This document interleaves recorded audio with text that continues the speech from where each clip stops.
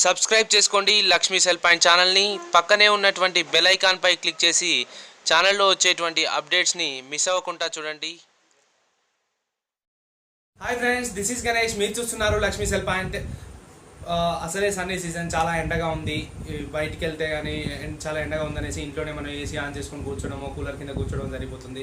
అయితే ఇప్పుడు ఎక్కువగా సేల్ అయ్యేటువంటి ప్రోడక్ట్స్ ఏమున్నాయంటే ఏసీలను మనం ఎక్కువగా పర్చేస్ చేస్తుంటాం.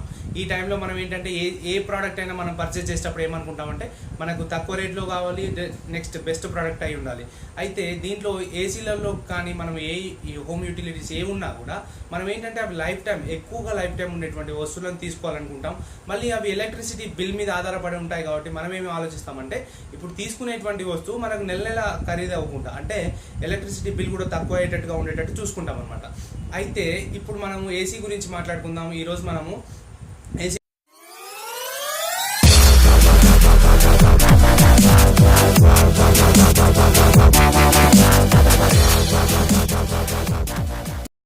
ఏసీ గురించి మాట్లాడుకున్నట్లయితే ఇన్వర్టర్ ఏసీ ఉంటుంది, నార్మల్ ఏసీ ఉంటుంది. అయితే అందరం మనం ఇన్వర్టర్ ఏసీ కోసం వెళ్తాం కదా. ఇన్వర్టర్ ఏసీ వచ్చేసి నార్మల్ ఏసీ కన్నా 10-15,000 ఎక్కువగా ఉంటుంది. అయినా కూడా మనం ఇన్వర్టర్ ఏసీలను ఎందుకు తీసుకుంటున్నాం, అసలు ఇన్వర్టర్ ఏసీలకి నార్మల్ ఏసీలకు ఉన్నటువంటి తేడా గురించి పూర్తిగా చెప్తాను.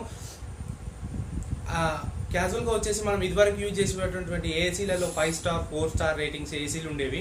అవేంటంటే మనకి ఏ ఏసీ అయినా కూడా కంప్రెసర్ యొక్క బేసుల్లో కంప్రెసర్ యొక్క పర్ఫార్మెన్స్ని బట్టి ఏసీ అనేది వర్క్ చేయడం జరుగుతుంది అనమాట.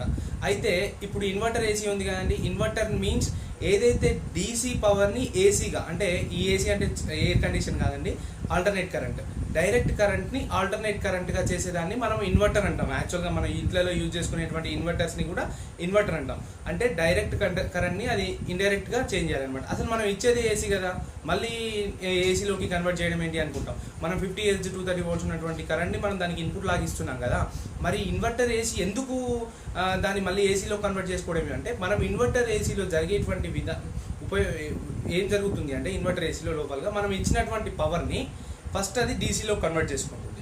డీసీలోకి కన్వర్ట్ చేసుకున్న తర్వాత మళ్ళీ ఏసీలోకి కన్వర్ట్ చేసేటప్పుడు 10 Hz ఫ్రీక్వెన్సీతో కన్వర్ట్ చేసుకుంటుంది అనమాట. మనమేమో 50 Hz ఫ్రీక్వెన్సీ ఇస్తాం.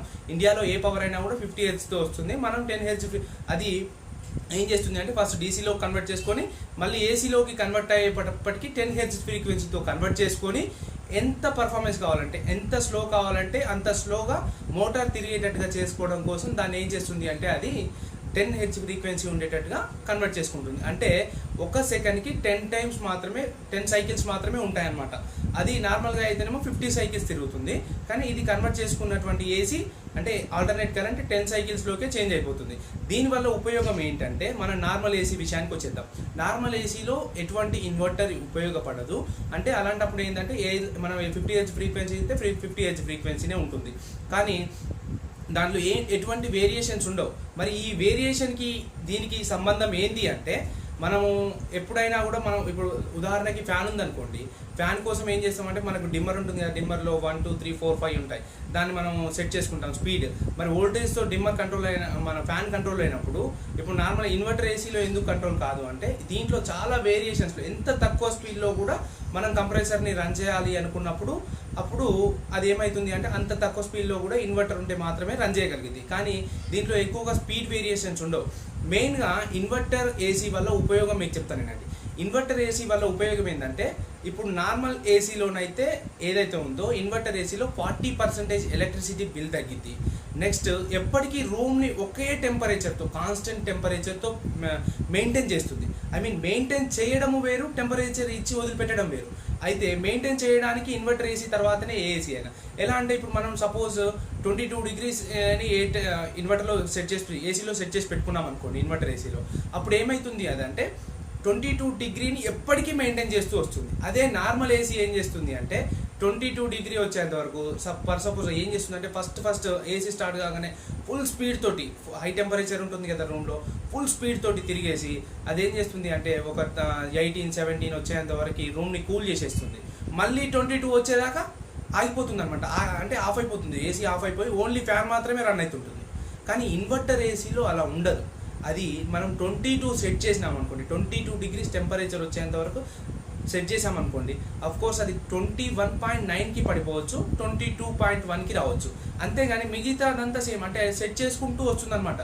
అంటే ఆ టైంలో కంప్రెసర్ని చాలా తక్కువ స్పీడ్తో రన్ చేసుకుంటూ కంప్రెసర్ని మెయింటైన్ చేసుకుంటూ కూలింగ్ అనేది ఇంట్లో వదులుతుంటుంది అనమాట, అంటే ఏసీలో వదులుతుంటుంది. కానీ ఈ నార్మల్ ఏసీ ఏం చేస్తుంది అంటే దాన్ని తీసుకెళ్ళి ఒక థర్మోస్టాట్ ఉంటుంది ఆ ఏసీలలో, అది ఏం చేస్తుంది అంటే 14 degrees 15 degrees వరకు కూల్ చేస్తుంది. అంటే మనకు అప్పుడు బీభత్సమైన చలి పెట్టేస్తుంది, అంటే ఎండాకాలంలో కూడా మస్తు చలి పెట్టేస్తుంది. మళ్ళీ ఏమవుతుంది, ఆగిపోతుంది ఏసీ ఆగిపోయి మళ్ళీ ఎప్పుడైతే అది 22 degrees మనం సెట్ చేసుకున్నాం కదా, 23 24కి వచ్చిందో మళ్ళీ స్టార్ట్ అవుతుంది. హై ప్రెషర్ తోటి స్టార్ట్ అయ్యి ఫుల్ పవర్ తీసుకొని మళ్ళీ 14 degrees పోయేదాకా అవుతుంది అనమాట. అంటే మన రూమ్లో ఎప్పటికీ టెంపరేచర్ కాన్స్టెంట్గా ఉండదు, ఒకసారేమో ఎక్కువైపోతుంది, ఒకసారేమో తక్కువైపోతుంది. ఇలా కాన్స్టెంట్ టెంపరేచర్ని మెయింటైన్ చేయడం కోసమే మనకేముంటుంది అంటే ఇన్వర్టర్ ఏసీ ఇక్కడ యూజ్ అవుతుంది. నెక్స్ట్ దాంతో కంపేర్ చేస్తే 40% పవర్ కూడా సేవ్ అవుతుంది.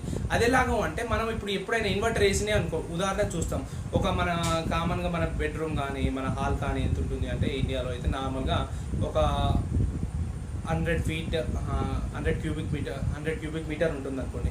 100 cubic meterకి మనకు ఒక 1.5 ton ఏసీ కావాలి.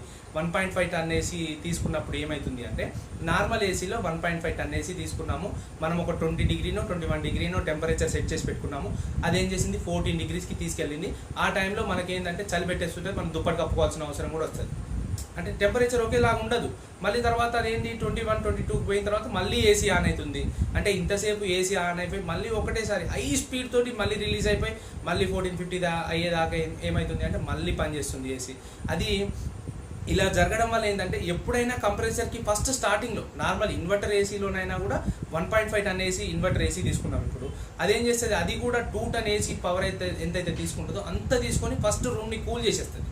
కానీ ఎప్పుడైతే మనం తీసుకున్నటువంటి 22 కానీ 20 ఇప్పుడు మనం పెట్టుకున్నటువంటి అంత అంత అంత డిగ్రీస్కి వచ్చిన తర్వాత టెంపరేచర్ని అలా మెయింటైన్ చేసుకుంటూ స్లోగా కంప్రెసర్ని నడుపుతూనే ఉంటుంది. అంటే ఎప్పటికీ కంప్రెసర్ రన్ అవుతూనే ఉంటుంది, కానీ చాలా స్లోగా. ఆ స్లోగా జరగడం కోసం ఏం చేస్తుంది అంటే ఎప్పుడైనా కూడా ఏ మోటార్ అయినా కూడా తిరగాలి అంటే వోల్టేజ్లో వచ్చేటువంటి దాని ఫ్రీక్వెన్సీని బట్టి స్పీడ్ వేరియేషన్ అనేది ఉంటుంది. అలాంటప్పుడు ఇదేం చేసింది, మనకు ఏసీలో ఉండేటువంటి ఇన్వర్టరు మన డీసీ కరెంట్ని ఎలా కన్వర్ట్ చేసుకుంది, 10 Hz ఫ్రీక్వెన్సీ ఉండేటట్టుగా కన్వర్ట్ చేసుకుంది. అప్పుడు దాన్ని ఎంత స్లోగా అయినా కూడా ఇది మూవ్ చేయగలుగుతుంది ఆ మోటార్ని. కానీ 50 Hz ఫ్రీక్వెన్సీ వచ్చినప్పుడు ఆ పవర్ని ఇది అంత స్లోగా మెయింటైన్ చేయలేదు కాబట్టి అప్పుడు ఏమవుతుంది, మనకు పవర్ అనేది ఎక్కువగా కన్జంప్షన్ అనేది జరుగుతుంది. అయితే ఇప్పుడు మనం ఏ ఏసీ తీసుకుంటే బెటర్ అనేది మీకే అర్థమైపోతుంది.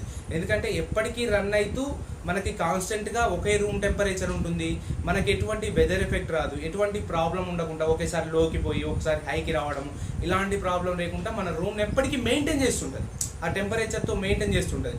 ఎప్పటికీ మెయింటైన్ చేసే ఏసీ ఏమో మనకి ఇన్వర్టర్ ఏసీ అయిపోయింది.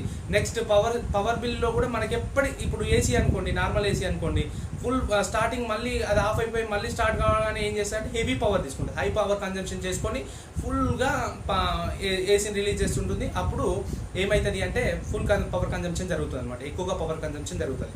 అలాంటి టైంలలో ఫర్ ఎగ్జాంపుల్ ఏంటంటే 1 hour నడవడానికి ఒక ఏసీ 1.5 ton ఏసీ నడవడానికి ఎంత కాస్ట్ అవుతుంది అంటే 1.5 unit పవర్ అనేది కన్జంప్షన్ జరగడం జరుగుతుంది దేంట్లో, నార్మల్ ఏసీలో. అదే ఇన్వర్టర్ ఏసీలో 40% అంటే 0.9 యూనిట్స్ మాత్రమే జరుగుతుంది అనమాట. ఇలా మనకి ఎవ్రీ మంత్ పవర్ బిల్కి వచ్చేసరికి ఎంత అంటే 600 రూపీస్ సేవ్ అవుతుంది నియర్లీ. మనం క్యాలిక్యులేట్ చేసుకుంటే నియర్లీ 600 రూపీస్ అనేది పవర్ సేవ్ అవుతుంది. మళ్ళీ అది పరాణం వచ్చేసరికి 70 to 100 రూపీస్ దాకా అయిపోతుంది. మనం ఒక 2 years కనుక నార్మల్ ఏసీకి బదులుగా ఇన్వర్టర్ ఏసీని వాడితే దీంట్లో కనుక మనం ఎక్కువ పెట్టేటువంటి అమౌంట్ అందులో కవర్ అయిపోతుంది. నెక్స్ట్ మనకి ఎటువంటి ప్రాబ్లమ్స్ ఉండవు, అంటే రూమ్ ఎప్పటికీ ఒకేలాగా టెంపరేచర్ని మెయింటైన్ చేసుకుంటూ వస్తుంది ఇన్వర్టర్ ఏసీ. నెక్స్ట్ సౌండ్ కూడా నార్మల్ ఏసీతో పోలిస్తే ఇన్వర్టర్ ఏసీలో చాలా తక్కువ వస్తుంది అనమాట. సో ఫ్రెండ్స్, మీరు ఎప్పుడైనా కానీ ఏసీ కొనాలనుకొని వెళ్ళినా కూడా మీకు డిఫరెంట్ బ్రాండ్స్ కనిపిస్తాయి. మనం ఏ మాల్లోకి వెళ్ళినా ఏ మార్ట్లోకి వెళ్ళినా కూడా ఫర్ సపోజ్ ఆన్లైన్లో కూడా చూసినప్పటికీ కూడా డిఫరెంట్ కనిపిస్తూ ఉంటాయి. మీకు ఏ ఏసీ అయితే బెటర్ అనిపిస్తుందో దాని డిస్క్రిప్షన్ ఫుల్గా చూడండి. నెక్స్ట్ ఏంటంటే ఇప్పుడు మనం ఏసీ కొనడానికి వెళ్తాం కదా, వాళ్ళు ఏంటంటే వాళ్ళ బ్రాండ్ ఏదైతే ఉందో వాళ్ళనే రెఫర్ చేస్తుంటారు. మీరు ఒకవేళ దాని ముందే మీరు కొనే ఆఫ్లైన్లో కొన్నా ఆన్లైన్లో కొనకపోయినా ఆఫ్లైన్లో కొన్నా కూడా మీరు ఏంటంటే ముందు ఆన్లైన్లో దాని రివ్యూస్ ఉంటాయి కదా. ఎందుకంటే మనం తీసుకుపోయి ఇప్పుడు 48-50,000 పెట్టి ఒకేసారి ఏసీ కొంటాం. ఇన్వర్టర్ ఏసీ అంటే మినిమం ఇండియాలో మంచి కంపెనీలో రావాలంటే ఎల్జీలో ఇలా రావాలంటే 48-50,000 పెట్టి తీసుకుంటాం అనమాట. 50,000 పెట్టేటప్పుడు టెంప్ట్ కాకుండా తొందరగా వెళ్ళి చూసి తీసుకోండి. రివ్యూస్ ఇలా చూడండి. మీకు కావాలంటే కింద లింక్ ప్రొవైడ్ చేస్తాను. ఏ బెస్ట్ ఏసీలను ఏ సెల్లర్స్ ఉన్నారు, ఏ అమ్ముతున్నారు అనే లింక్ కూడా నేను ప్రొవైడ్ చేయడం జరుగుతుంది. మీరు చూసుకోండి, చూసుకున్న తర్వాత పర్చేజ్ చేయండి friends. Thank you for watching this. మీరు కనుక నా ఛానల్ని సబ్స్క్రైబ్ చేసుకొని ఉండకపోతే నా ఛానల్ని సబ్స్క్రైబ్ చేసుకోండి. పక్కనే ఉన్నటువంటి బెల్ ఐకాన్ పై క్లిక్ చేసి నా లేటెస్ట్గా వచ్చేటువంటి అప్డేట్స్ని మీరే ముందుగా చూడండి. Thank you for watching.